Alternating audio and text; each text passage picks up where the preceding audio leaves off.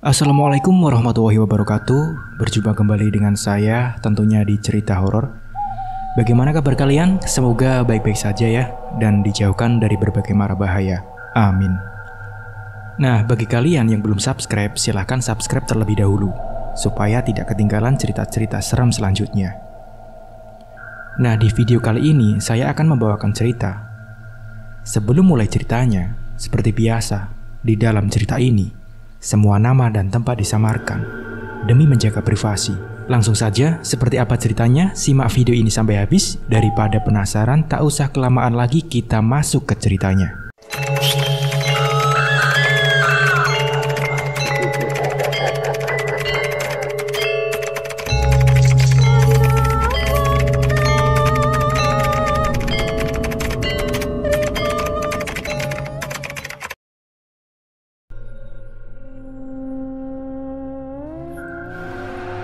Namaku Ani. Sekarang umurku genap kepala 3. Aku dikaruniai seorang anak laki-laki namanya Ilham, yang sekarang masih duduk di bangku sekolah dasar, dan suamiku Mas Aryo. Keluarga kecilku tinggal di salah satu daerah Jawa Tengah. Karena Mas Aryo anak satu-satunya dan orang tuanya sudah meninggal semua, jadi aku ikut suamiku tinggal di rumah peninggalan orang tua Mas Aryo. Mas Arya bekerja di instansi pemerintah dan mengabdi di desa tempat tinggal sekaligus tempat kelahiran suamiku itu. Sedangkan aku sendiri tidak bekerja, hanya ibu rumah tangga yang kesehariannya mengurus rumah dan keluarga. Keadaan ekonomi keluargaku alhamdulillah tidak kekurangan.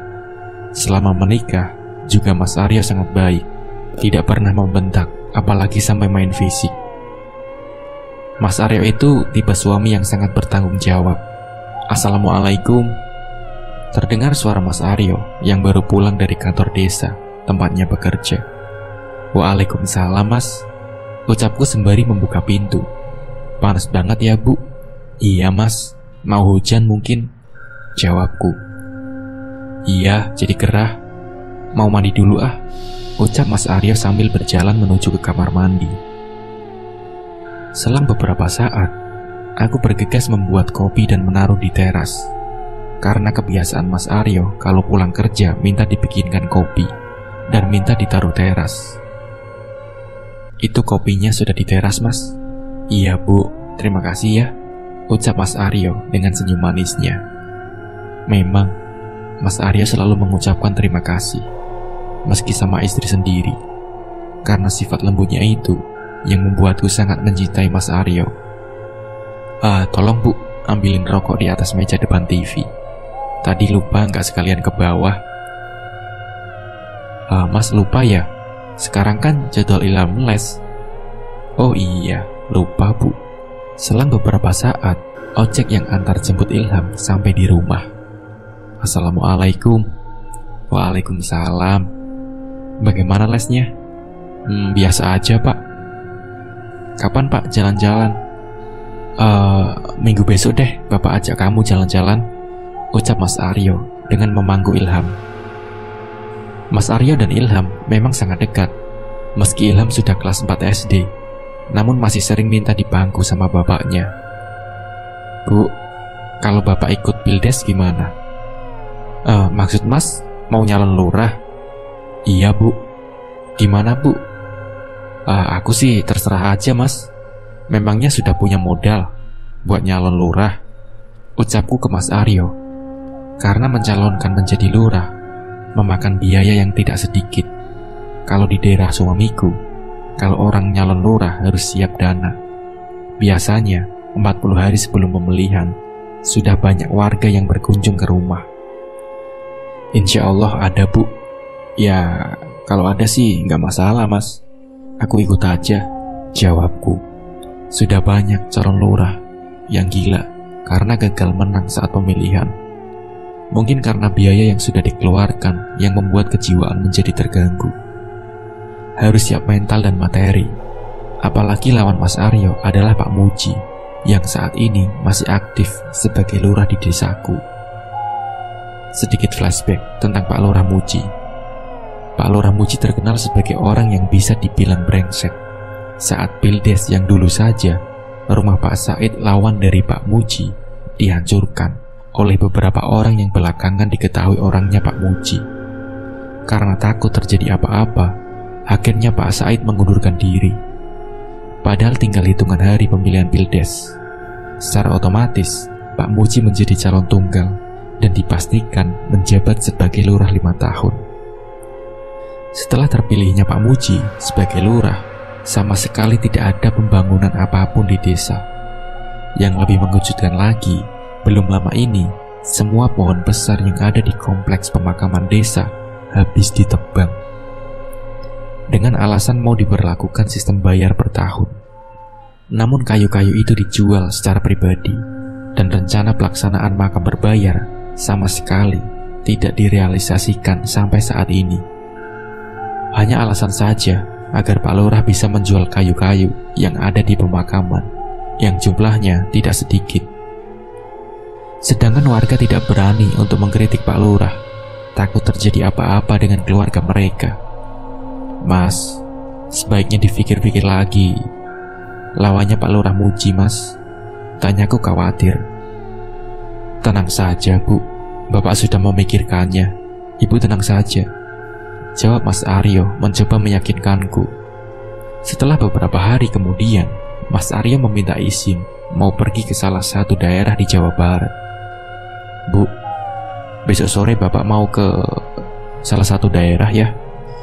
Besok sorenya, Mas Aryo berangkat dengan mobil sendiri ditemani Mas Ilyas, teman Mas Aryo dari kecil. Mereka pun berangkat dari rumah sekitar jam 5 sore. Dan rencananya sekitar 2 hari di daerah itu. Mas Arya juga tidak memberitahu tujuan ke daerah itu, hanya ngomong buat keperluan besok. Aku pun tidak menaruh curiga apapun. Kabar tentang Mas Arya mau masuk pildes sudah tersebar di desa, dan apa yang aku takutkan terjadi juga. Saat Mas Arya masih di Jawa Barat, malamnya aku dibuat khawatir dan takut. Terdengar jelas suara kaca yang pecah. Dan benar saja, kaca rumah sudah pecah terkena lemparan botol beling yang diisi bensin, lalu dikasih sumbu kalau di sini namanya molotov. Dengan sengaja dilemparkan ke arah rumah. Syukur saja api tidak sempat membesar, karena waktu yang masih sore sekitar jam 9. Jadi masih banyak orang, termasuk sangat nekat kalau melihat masih jam 9 dengan terang-terangan berani bertindak seperti itu. Halo Mas.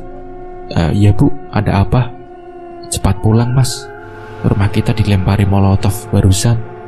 Untung saja masih banyak orang, jadi bantuin madamin api, ucapku dengan suara yang masih bergetar karena perasaan takut dan khawatir ada teror yang lebih parah lagi. Iya Bu, besok Bapak pulang. Sekarang Ibu minta ditemenin Bu Sisum dulu ya. Setelah itu, aku pun meminta Bu Sisum untuk menginap di rumahku. Bu Sisum itu tetangga rumah sebelah, namun sudah dekat seperti saudara. Syukurlah, tidak ada kejadian lagi malam itu. Sekitar jam 3 sore, Mas Aryo dan Ilyas baru sampai rumah. Assalamualaikum Bu. Waalaikumsalam, ucap Bu Sisum membuka pintu. Bu, terima kasih sudah mau membantu Ani, jadi ngerepotin terus, ucap Mas Aryo ke Bu Sisum karena sudah sering direpotkan. Nggak apa-apa Yok, Ibu nggak ngerasa repot, malahan senang bisa ditemani Ilham sama Ani, jadi rame, jawab Bu Sisum. Karena Bu Sisum dan suaminya hanya tinggal berdua. Sebenarnya Bu Sisum punya anak, namun semua sudah berkeluarga dan tinggal di luar kota masing-masing. Jadi hanya setahun sekali bisa berkumpul bersama anak dan cucunya.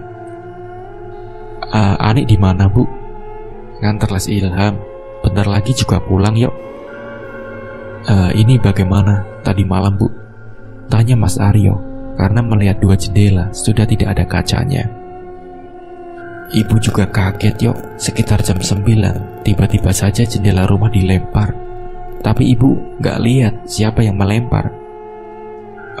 Bener-bener nih Yok, pasti orangnya Muji, ucap Ilyas sambil tiduran di sofa. Hah? Apa iya ya? Ucap Mas Aryo ragu.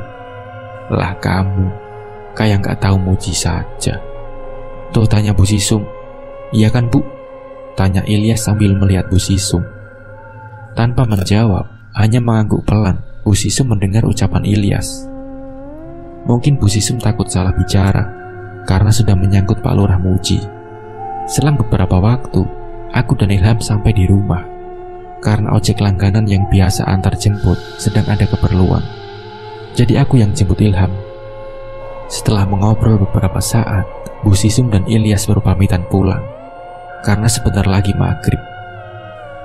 Selang beberapa hari setelah kejadian itu, keluargaku mendapat ancaman kembali. Sedang bersantai menonton TV, tiba-tiba saja terdengar suara orang yang berada di depan rumah. Mas Aryo dan aku pun segera berjalan keluar. Pak, ada apa kok ramai banget? Karena takut ada apa-apa, aku buru-buru masuk rumah dan membawa Ilham keluar. Bola api itu berputar-putar di atas rumah cukup lama. Mas Aryo dan orang-orang di situ langsung membaca ayat kursi, dan tidak lama bola api pergi menjauh dan meledak. Semua orang yang ada di situ terperanjat kaget, karena baru kali ini ada kejadian seperti itu. Selang beberapa hari setelah kejadian itu, kesehatan Ilham menurun drastis. Entah karena memang daya tubuh anakku yang melemah, atau karena imbas dari bola api itu. Ilham sudah 2 hari ini badannya panas, dan sesekali mengeluhkan badannya yang terasa sakit. Bu, sakit Bu, ucap Ilham dengan menangis. Mana yang sakit, Nang? Ini loh Bu, Bunda Ilham sakit. Aku pun mengoleskan minyak kayu putih ke badan anakku. Astagfirullah, panas banget badanmu, Nang. Nanti sehabis mam ikut bapak sama ibu ya. Karena Ilham anaknya sangat takut kalau dibawa ke rumah sakit, aku pun tidak memberitahu kalau Ilham mau aku antar ke rumah sakit untuk periksa. Kamu tunggu sebentar ya, ibu ambil mam dulu, biar kamu cepat sembuh. Ilham hanya mengangguk. Setelah selesai menyuapi Ilham, sekitar jam 10 siang, aku mengantar Ilham ke rumah sakit bareng Mas Aryo. Mas juga sakit? Enggak Bu, memangnya kenapa? Dari tadi Mas diem aja, kirain juga sakit. Enggak Bu, Bapak lagi mikir aja, siapa yang mengganggu keluarga kita? Balas Mas Aryo sambil menyetir. Setelah beberapa menit, aku dan Mas Aryo sampai di salah satu rumah sakit yang cukup besar yang ada di daerahku. Ilham bangunin Bu, ucap Mas Aryo, karena Ilham dari tadi tertidur di kursi belakang. Nang, bangunan. Iya Bu. Ilham terbangun dan belum menyadari kalau sudah berada di parkiran rumah sakit. Saat aku ajak turun, Ilham kaget sudah ada di depan rumah sakit. Gak mau Bu, gak mau. Ilham merengek sambil membuka pintu mobil, mau masuk ke mobil lagi. Gak apa-apa Mas, ucap Mas Aryo ke Ilham. Memang Mas Aryo suka manggil Mas ke Ilham, mungkin ingin punya anak lagi. Gak apa-apa Mas, yuk sama Bapak. Masa sudah besar gini kok, nanti kalau sembuh Bapak ajak jalan-jalan deh. Setelah cukup lama membujuk, akhirnya Ilham mau untuk diperiksa. Setelah diperiksa, hasil diagnosa dokter sangat mengejutkan. Ilham dinyatakan sehat, dan badannya juga tidak ada masalah. Ini bagaimana Mas? Tanyaku merasa kebingungan dengan kondisi Ilham. Pulang dulu aja Bu, nanti dipikir di rumah, ucap Mas Aryo sambil menggendong Ilham menuju mobil. Mau apa Mas? Tanya Mas Aryo sambil berjalan pulang ke Ilham. Enggak lah Pak, pengen tiduran aja di rumah. Aku dan Mas Aryo pun hanya terdiam sampai rumah. Sesampainya di rumah, Ilham langsung menuju kamarnya untuk tiduran. Halo Yas, kamu di mana? Mas Aryo langsung telepon ke Mas Ilyas. Entah apa yang dibicarakan. Setelah selesai, Mas Aryo pamitan buat jemput Pak Nadir. Pak Nadir itu orang pintar di daerahku. Bu, Mas mau jemput Pak Nadir dulu ya. Siapa tahu bisa bantu nyembuhin Ilham. Iya Mas, hati-hati ya di jalan. Selang beberapa waktu, Mas Aryo dan Pak Nadir sudah sampai ke rumah dan langsung melihat Ilham. Astaga, kamu ngapain di situ? Ganggu cucuku, ucap Pak Nadir saat melihat Ilham. Aku dan Mas Arya pun hanya kebingungan melihat Pak Nadir seperti itu. Pergi kamu. Pak Nadir memintaku mengambil air segelas dan dicampur garam. Aku pun langsung membuatkan dan memberikan ke Pak Nadir. Entah apa yang dibaca Pak Nadir, air garam itu diusapkan ke pundak Ilham. Dan anehnya, Ilham hanya diam tanpa berbicara apapun. Ini ada yang ganggu anakmu. Sudah 3 hari ini, kata Pak Nadir. Siapa yang ganggu, Pak? Tanya Mas Aryo dan aku yang masih duduk di sebelah Ilham, yang tiba-tiba saja tubuhnya sudah tidak panas lagi. Ada Kunti yang dudukin pundak anakmu dan yang buat badan anakmu sakit, tapi sudah aku usir tadi. Ini air dicampurkan ke bak mandi biar anakmu tidak keganggu lagi. Kunti, Pak? Lah, dari mana bisa sampai ke pundak Ilham? Mungkin anakmu pernah main atau enggak sengaja lewat di samping Kunti itu. Memang makhluk-makhluk seperti itu suka ganggu anak-anak. Lain kali lebih hati-hati ya. Baik, Pak. Oh, iya. Aku dan Mas Arya pun sangat berterima kasih ke Pak Nadir. Namun saat mau memberikan amplop, aku dilarang sama Mas Aryo.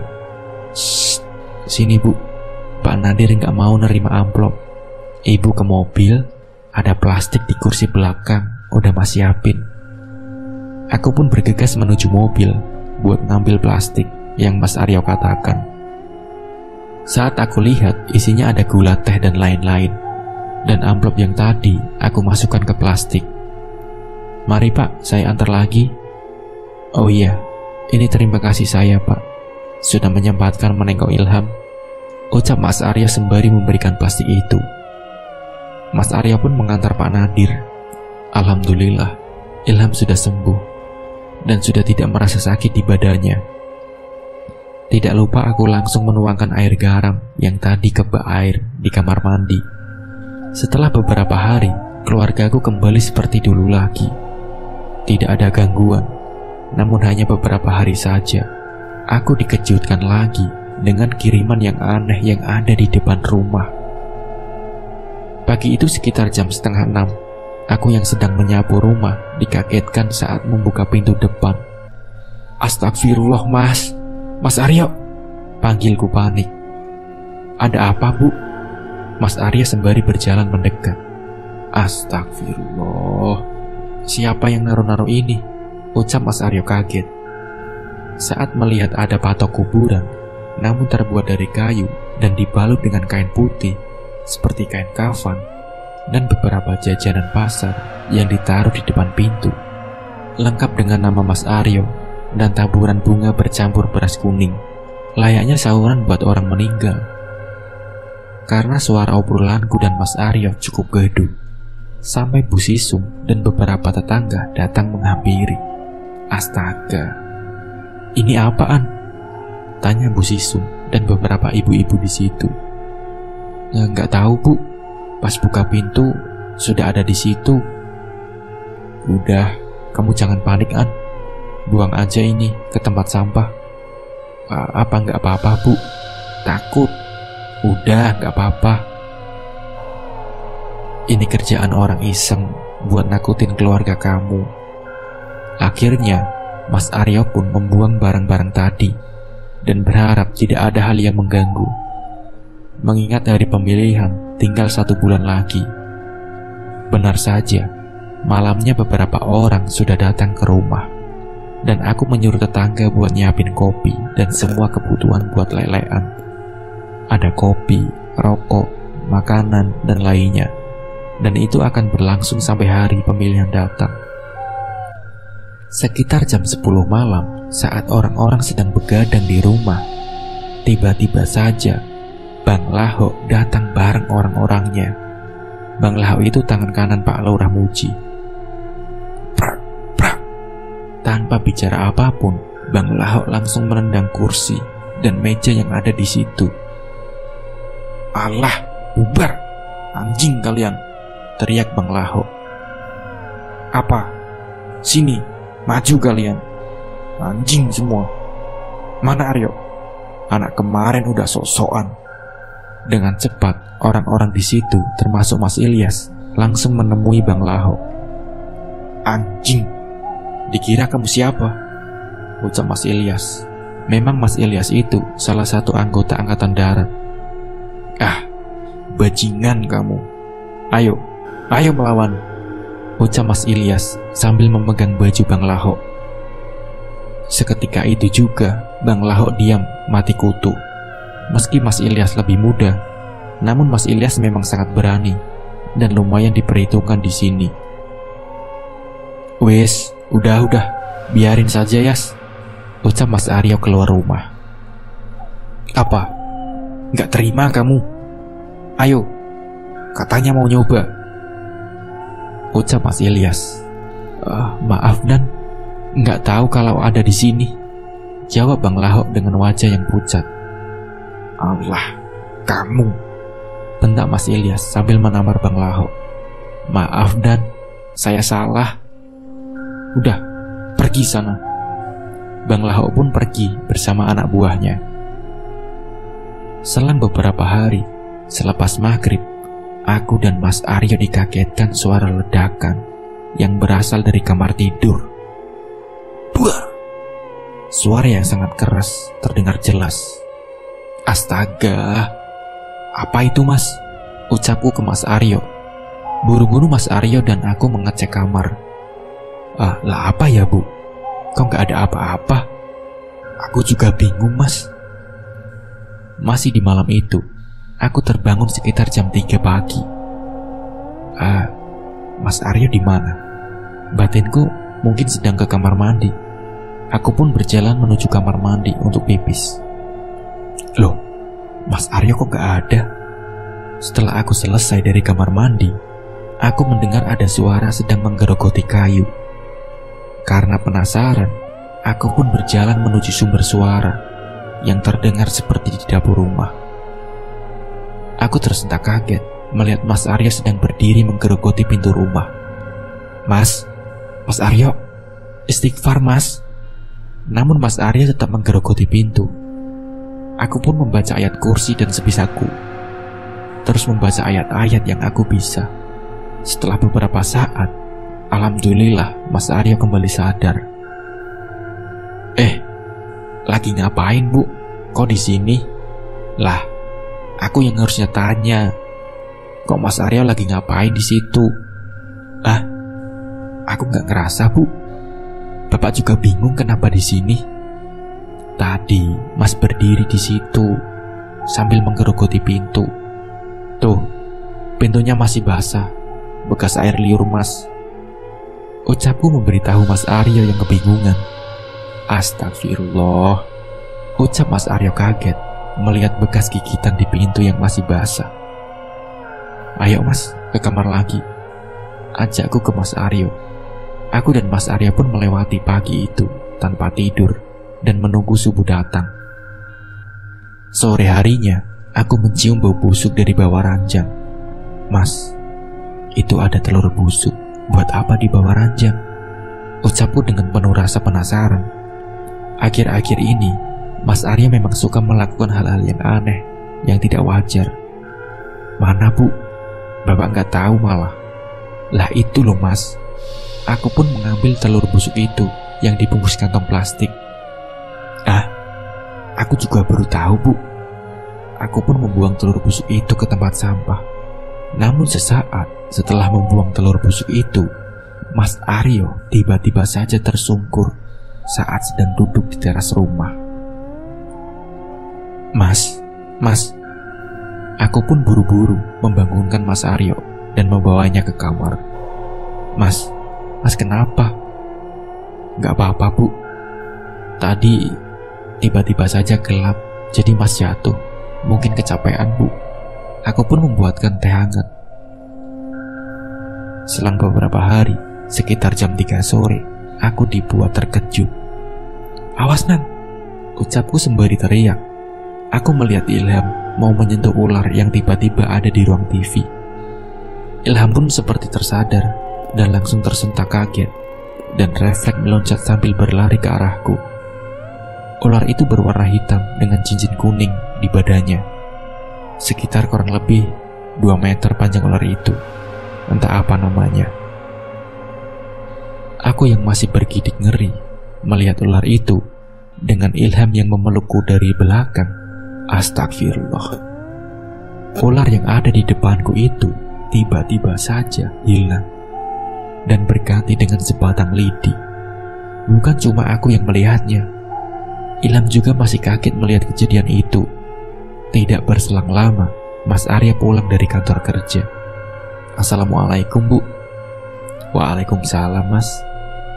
"Lah, lagi ngapain, Bu?" jawab Mas Arya sambil berjalan menuju ke tempatku.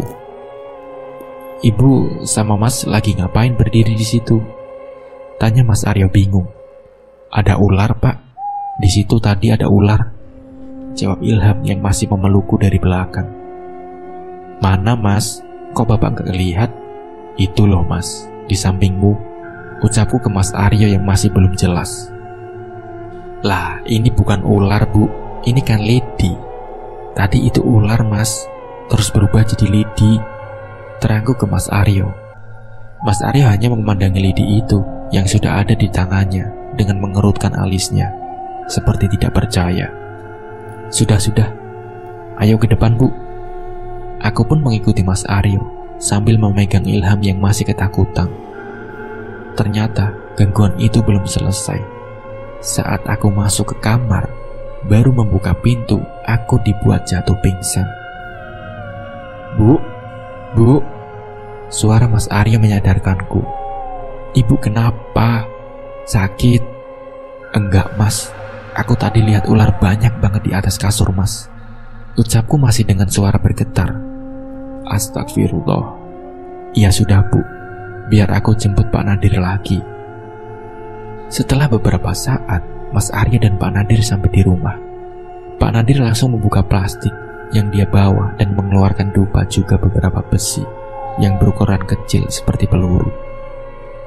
Setelah membakar dupa, Pak Nadir berjalan dan menyusuri setiap sudut rumah. "Yuk, kamu punya linggis gak?" "Ada, Pak." "Buat apa?" "Kamu lepas keramik ini," ucap Pak Nadir sembari memegang keramik lantai. Mas Arya langsung membobok lantai dengan linggis. Setelah menggali sekitar 1 jengkal, aku dan Mas Arya terperanjat kaget melihat ada bungkusan kain di bawah lantai. Astagfirullah. "Ini apa, Pak?" "Sini yuk, biar tak buka."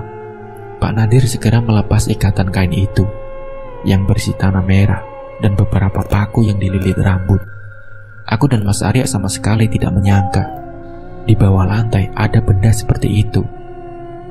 "Kok bisa ada seperti itu, Pak Nadir? Padahal gak ada yang masuk rumah, apalagi sampai naruh benda kayak gitu di bawah lantai." "Ini kiriman, yo. Ulah jin suruhan ini. Biar tak bersihin sekalian rumah kamu, yuk," jelas Pak Nadir. Sekitar 1 jam, Pak Nadir mengelilingi sudut rumah dan mencipratkan air putih di semua sudut. Setelah dirasa sudah bersih, Pak Nadir meminta buat diantar pulang karena waktu yang sudah lepas maghrib. Setelah mengantar Pak Nadir, orang-orang mulai berdatangan ke rumah karena tinggal 25 hari lagi acara Pildes. Di sela-sela suara orang yang mengobrol, tiba-tiba saja terdengar suara riuh orang-orang. Daru, Banaspati." Aku pun berlari keluar menuju depan rumah. Semua orang melihat sambil menunjuk-nunjuk atas rumah. Astagfirullah. "Apa itu, Mas?" tanyaku ke Mas Aryo dan beberapa orang di situ. Aku melihat ada bola api yang ukurannya sebesar tampah. Tampah itu anyaman bambu yang biasanya digunakan buat membersihkan beras. Bola itu berputar dengan cepat dan bersuara seperti kain yang diayun-ayunkan. Duar, bola api itu meledak persis di atas rumah. Secara bersamaan terdengar suara jeritan Ilham yang sedang berada di kamar. "Astagfirullah, Ilham!" ucap Mas Aryo sambil berlari masuk rumah, diikuti orang-orang yang langsung menuju kamar Ilham. "Sakit!" teriak Ilham yang sedang tiduran di atas ranjang. Mas, kamu kenapa, Mas?" tanya Mas Aryo ke Ilham yang tubuhnya berubah kaku seperti kayu, dan Ilham terus berteriak kesakitan. Awas!"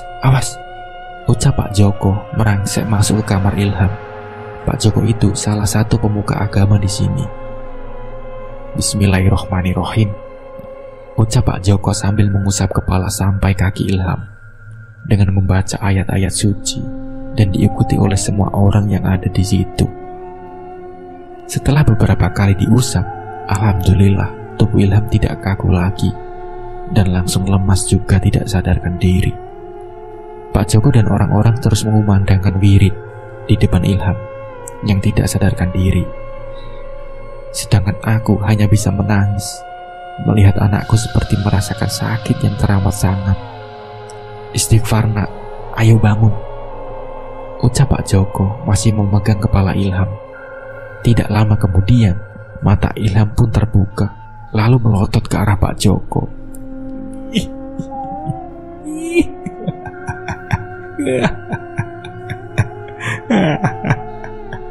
Ilham pun tertawa, namun bukan suara Ilham, seperti suara perempuan yang sangat melengking.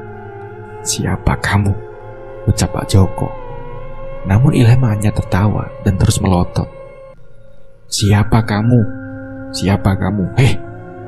Tanya Pak Joko lagi. Namun Ilham masih tertawa tanpa menjawab. Pak Joko pun memegang dada Ilham, lalu diusap ke atas sembari membaca bacaan yang aku tidak bisa mendengarnya. Setelah beberapa kali Pak Joko mengusap dada Ilham, tiba-tiba saja mulut Ilham terbuka seperti orang yang sedang muntah namun tidak mengeluarkan apapun.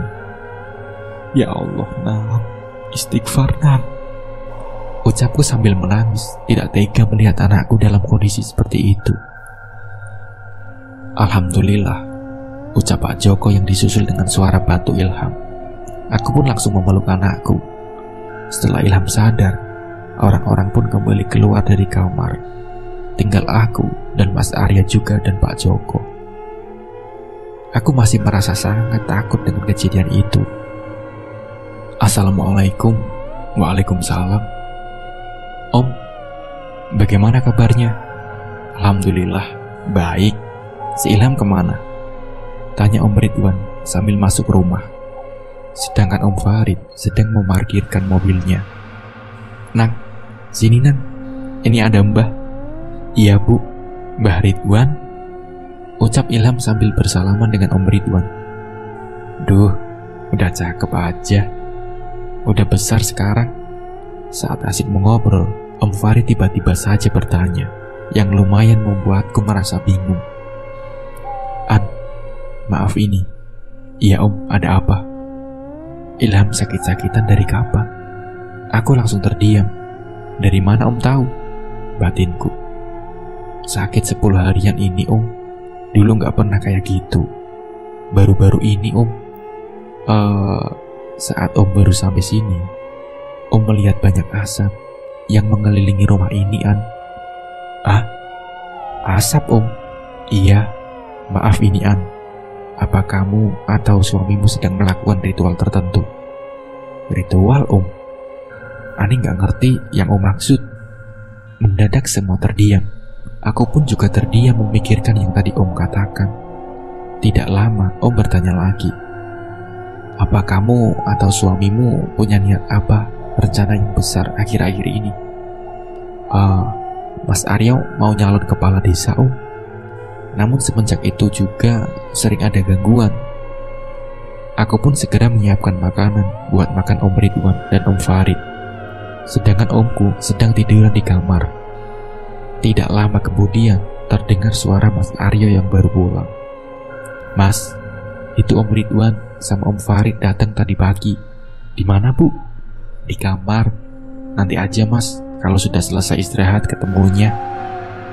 Ucapku menahan Mas Aryo yang mau menemui Om. Mas Aryo pun masuk ke kamar beristirahat, karena tadi pagi-pagi sekali sudah pergi. Meski hari pemilihan sudah dekat, namun aku dan Mas Aryo tidak merasa sibuk, karena semua sudah ada yang mengurusnya. Untuk kader pun sudah ada, dan orang yang melayani tamu juga sudah ada. Setelah selesai semuanya, aku memanggil Om buat makan siang. Karena sudah jam 11 siang, kami pun makan siang bersama, diselingi obrolan-obrolan ringan dan sesekali bercanda. Setelah selesai makan, Omku bergegas menuju kamar mandi buat wudhu karena sudah memasuki waktu zuhur. Meski Omku pengurus pesantren yang notabene sangat religius, namun tidak pernah memaksa orang di sekelilingnya untuk melakukan ibadah. Paling hanya sewajarnya saja. Setelah seharian sibuk dengan urusan masing-masing, kami pun berkumpul lagi selepas Isya. Karena kami sedang kumpul keluarga, karena di halaman sudah dipasang taruh buat para tamu yang datang untuk begadang. Sekitar pukul 8 malam, aku dan Mas Aryo juga Omku mengobrol santai di ruangan tamu. Bagaimana usahamu? Nyalon kades? Alhamdulillah Om. Insya Allah banyak warga yang mendukung. Syukurlah. Tapi Om mau tanya sama kamu yuk. Mau tanya apa Om? Maaf ini, apa kamu sedang menjalani lelaku ritual tertentu? Ah, ritual Om? Saya nggak pakai yang kayak gituan Om. Om Ridwan juga Om Farid tiba-tiba saja terdiam. Tidak lama berselang, terdengar suara Pak Kamto memanggil Mas Aryo, diikuti suara ramai orang di depan rumah. Buru-buru, aku dan Om juga Mas Aryo keluar rumah, sedangkan Ilham sedang fokus main game di handphonenya. Itu Mas, di atas rumah Mas Aryo, ucap beberapa orang dengan sangat antusias. Astagfirullah. Om Ridwan dan Om Farid langsung membaca ayat-ayat suci Al-Quran. Ternyata bola api itu datang lagi, namun kali ini berwarna merah kebiru-biruan. Saat Om Farid masih membaca ayat-ayat, Om Farid langsung berlari ke dalam rumah dan keluar membawa tasbih yang langsung dilemparkan ke arah bola api itu. Terdengar sangat keras. Bola itu meledak setelah dilempar tasbih sama Om Farid. Hampir bersamaan dengan suara ledakan itu, kejadian yang lalu terulang kembali. Ilham yang sedang duduk di teras sambil main game, tiba-tiba saja terjatuh ke lantai. Tubuhnya bergetar hebat, namun juga sangat kaku. Tanpa berpikir lagi, Omku langsung berlari menuju Ilham. Dengan cepat Om menyadarkan Ilham. Semua orang yang ada di situ pun hanya bisa melihat dan terus bersama-sama membaca wirid.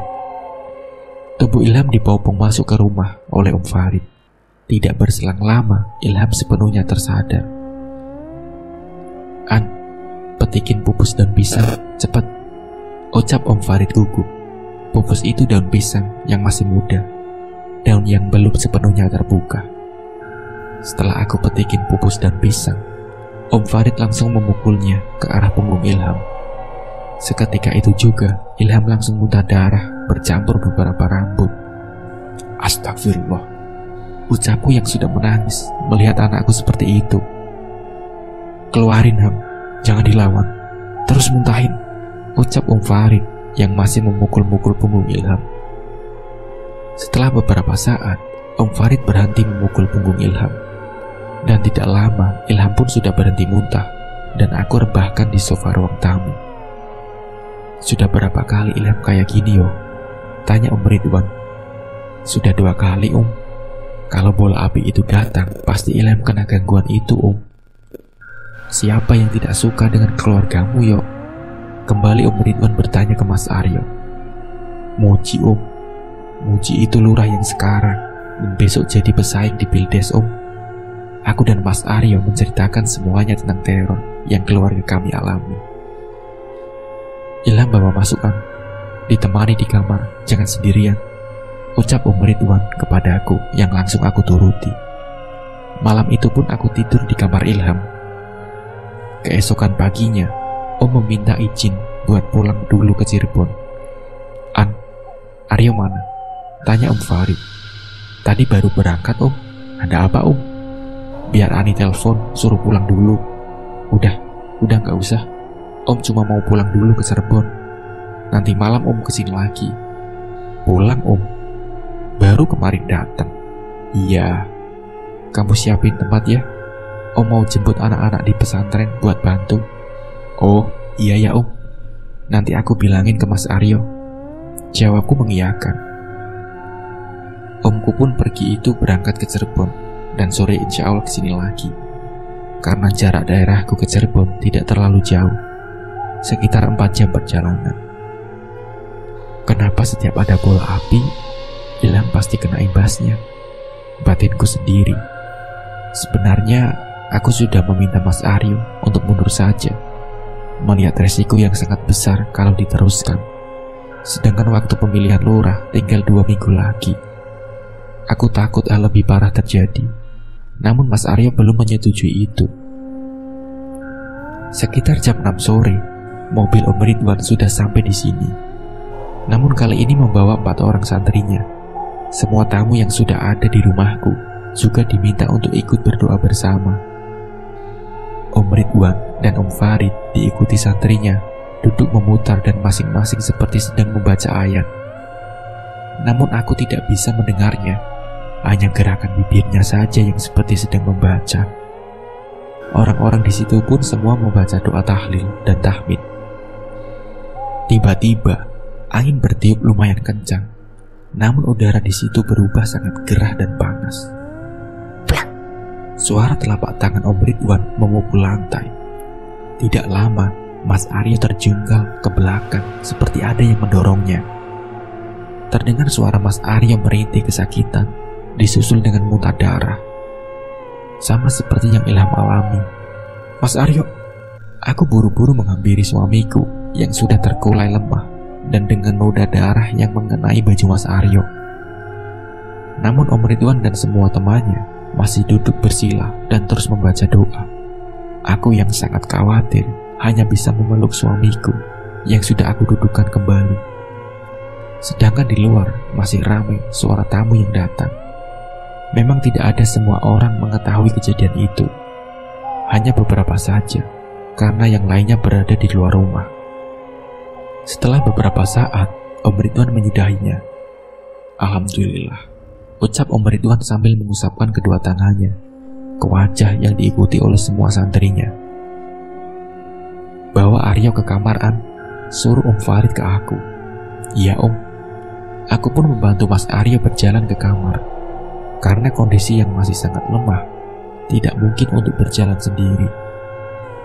Setelah merebahkan Mas Aryo di kamar, aku kembali keluar buat melihat Ilham. Syukurlah, Ilham baik-baik saja, sedang tertidur di kamarnya. Bagaimana Om? Tanyaku ke Om Ridwan yang masih duduk bersila dengan santri-santrinya. Udah, gak apa-apa. Besok saja Om jawabnya, ya An.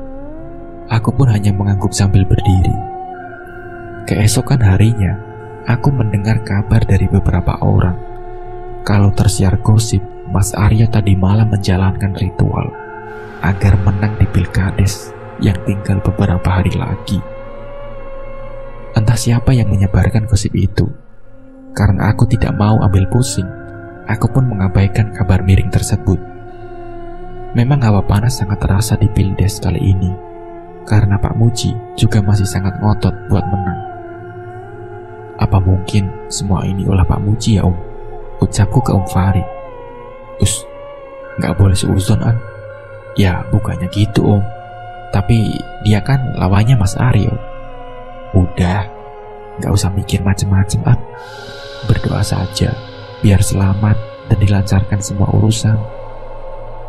Setelah selesai sholat Isya, malamnya Om Ridwan juga Om Farid melakukan doa bersama lagi diikuti santri-santrinya. Namun kali ini sama sekali tidak ada orang luar ataupun tetangga. Juga para tamu tidak dikasih tahu kalau malam itu mau diadakan doa bersama lagi. Takut ada kabar yang tidak-tidak seperti kemarin. Mas Aryo Aku dan Ilham mengikuti doa bersama malam itu. Setelah beberapa kali Om Ridwan menepuk tangannya ke lantai, tiba-tiba saja Ilham tidak sadarkan diri, diikuti dengan tubuh Mas Aryo yang gemetar dan langsung meronta-ronta seperti ayam yang sedang disembelih. Aku yang mau menolong Mas Aryo dilarang sama Om Farid. Aku pun kembali terduduk dan ikut berdoa dengan perasaan yang sangat khawatir. Tubuh Mas Aryo ditahan oleh 4 santrinya. Allahu Akbar, ucap Om Ridwan sambil menepuk lantai dengan tangannya. Seketika itu juga tubuh Mas Aryo terdiam lemah. Hanya mata Mas Aryo yang terbuka, bahkan untuk menggerakkan tangannya pun tidak mampu. Kemarin kamu pergi ke orang pintar mana, Yok? Tanya Om Ridwan.